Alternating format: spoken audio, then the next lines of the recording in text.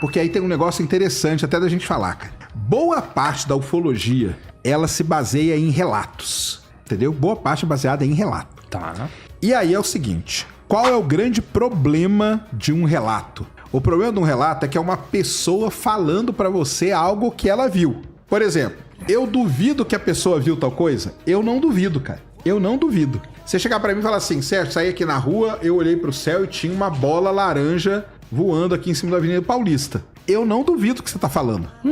Só que qual que é o problema do relato? O relato, quando é uma pessoa que está falando, aquela pessoa, qualquer uma, eu, Júnior, qualquer um de vocês têm vieses, que a gente chama. Você tem uma cultura, você tem referências, entendeu? Você tem um monte de coisa que na hora que você vai relatar uma coisa, isso pode vir junto. Então, por exemplo, eu saí ali fora, cara, e vi um objeto, ele parecia a nave do Star Wars. Eu falei isso porque eu tenho essa referência. Aí você, vamos supor que não sabe o que é Star Wars, você chega pra mim e fala assim, o que é Star Wars, cara?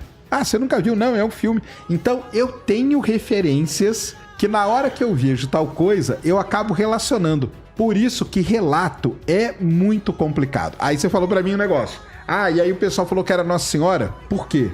Porque existia um caráter muito religioso em cima daquelas pessoas. E quando elas viram aquela luz brilhando no céu, elas pensaram, caramba, essa luz aqui só pode ser Nossa Senhora. E aí aquela história se propagou como sendo Nossa Senhora, entendeu? Porque o relato que a pessoa faz, ele é carregado dos vieses, das referências, dos preconceitos, de tudo de cada pessoa. Então, eu tenho o meu, você tem o seu. E essa é a grande briga hoje dentro do governo americano.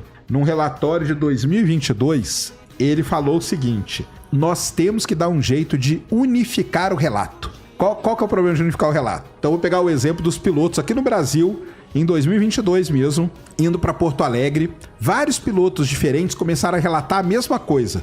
Só que olha só, um piloto falava assim, tava chegando aqui no aeroporto de Porto Alegre e vi uma luz laranja voando.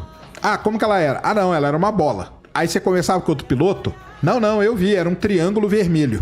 Eles estavam vendo a mesma coisa, tá? Só que eles relataram a mesma coisa que eles estavam vendo de forma diferente. E aí como que a gente faz? Então existe hoje todo um trabalho para que você tente unificar de alguma maneira. Então você bola um questionário, e eu falo isso, tá? De carteirinha, porque eu já fui ufólogo, né? Eu trabalhei na revista UFO. Escrevia pra revista UFO. Os caras ficam bravos com você quando você começa a falar isso. Aí o Sérgio fica falando isso daí, cuspindo no prato que comeu, nem parece que trabalhou na revista UFO. Tanto que eu fui amigo do Gevaera até o último dia da vida dele, cara. O Gevaera morreu, que era o editor da revista UFO, morreu esse ano. Eu fui amigo dele até o último dia, conversava com ele e tudo mais, entendeu? Na revista UFO, a gente tentou fazer um questionário pra tentar tirar essas coisas, entendeu?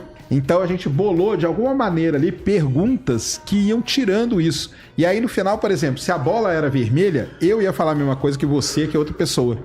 E isso é muito importante acontecer dentro da ufologia, que é o que o pessoal está tentando fazer hoje no governo americano. Vai conseguir? Não sabemos, temos que esperar. Então a questão do relato, que é muito importante dentro da ufologia, ela tem um problema seríssimo. Por isso que tem a galera que fala assim, não queremos saber de relato. O que a gente quer fazer? Vamos montar um equipamento que ele vai lá e vai detectar tal coisa. Porque na hora que o equipamento detectar, tá detectado, cara. Aí você pode falar que foi vermelho, azul, eu posso falar que foi triângulo, outro pode falar que foi bola, outro pode falar que foi pirâmide, outro pode falar que foi uma igreja. Não tem. Tá lá detectado, entendeu? Então é essa que é a grande hoje dentro da... Nem sei se a gente pode chamar mais só de ufologia, mas vamos supor, né? Preservando o nome, né? Dentro da ufologia, o que se busca hoje é isso. É tentar evitar ao máximo os relatos e tentar buscar sempre uma uniformidade nessas coisas. Os casos, principalmente, o pessoal fala muito hoje do caso de Cláudio, que é uma cidade aí, né, que aconteceram também fenômenos esquisitos, entendeu? O que aconteceu lá? Cara, ali foram luzes relatadas, é sempre assim, né? É luzes e tal, aí teve pessoas que interagiram com essa luz e não sei o quê.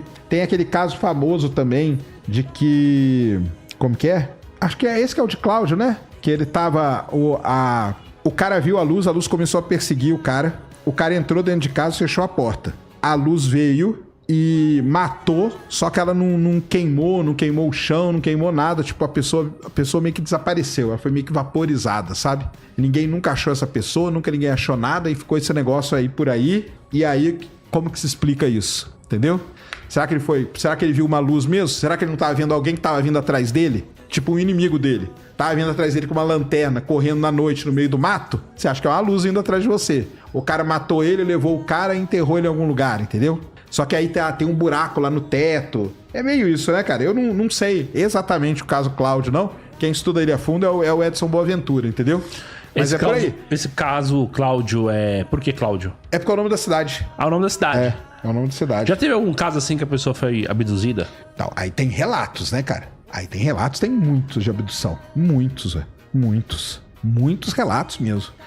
Tem esse caso, Cláudio, é recente? Não, esse aí não foi. Não, esse aí não teve abdução, não, viu? Teve, não. Não, o cara foi morto, né, no caso. Caralho, pior ainda. Pior ainda. Então, mas o caso mais famoso de abdução do mundo é do... Como que chama, galera? O filme e o livro chama Fogo no Céu, que é o Watson, lá nos Estados Unidos, que é o seguinte, ele trabalhava num negócio de cortar madeira, trabalhava ele mais 5, 6 pessoas, e ele entrou pra cortar uma árvore. Na hora que ele tava cortando a árvore, ele viu uma luz, a luz pegou e puxou ele pra dentro da nave, beleza? E os amigos dele começaram a procurar esse cara. Cadê o cara? Cadê o Watson? Cadê o cara? Não sei o quê. Passaram-se 5 dias, esse cara aparece andando pelado na rodovia e entra dentro do bar lá. Só que, segundo ele, pra ele tinha passado meia hora. Só que pras pessoas tinha passado 5 dias, entendeu?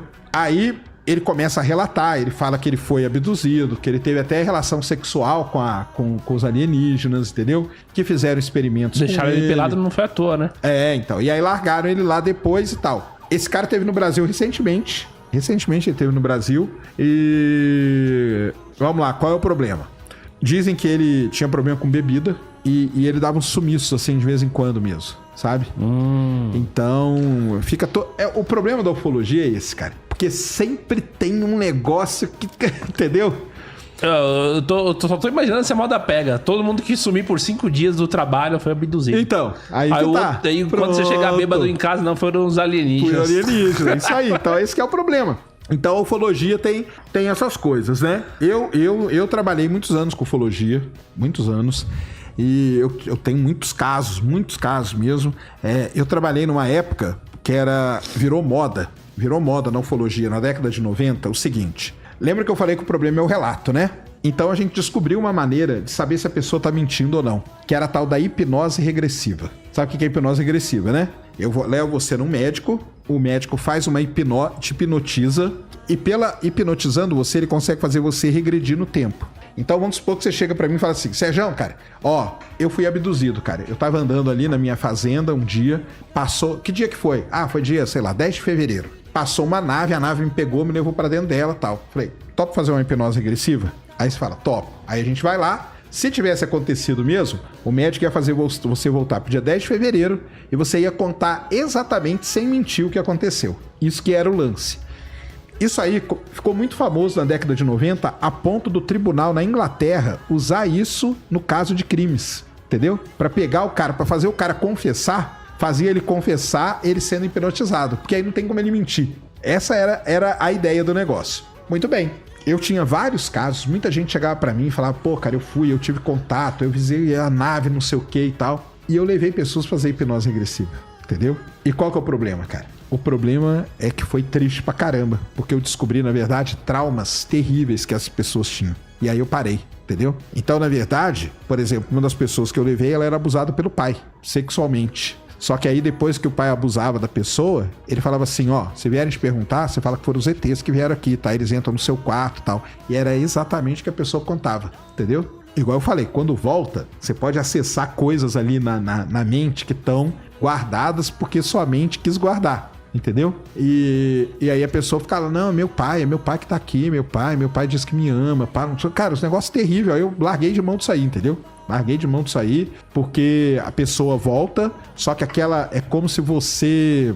Como que eu vou falar aqui, pro pessoal não me xingar? É como se você acessasse coisas que estavam guardadas, entendeu? e era melhor ter deixado guardado. Então você traz tudo aquilo de novo. Quando a pessoa volta, ela volta com aquela lembrança. Só que quando ela era criança é uma coisa, quando ela tem 20 anos é outra coisa ter essas lembranças, entendeu? Então foi um período assim muito, muito terrível, cara. Terrível, eu parei de mexer com isso, porque não dava. Mas eu tinha muito relato, cara. Muito relato. Muita gente relata coisa estranha por aí. E sabe o que é legal? Até hoje, nas apresentações que eu faço no teatro, eu abro pra pergunta, né? Uhum. E o tema da minha palestra é: será que estamos sozinhos?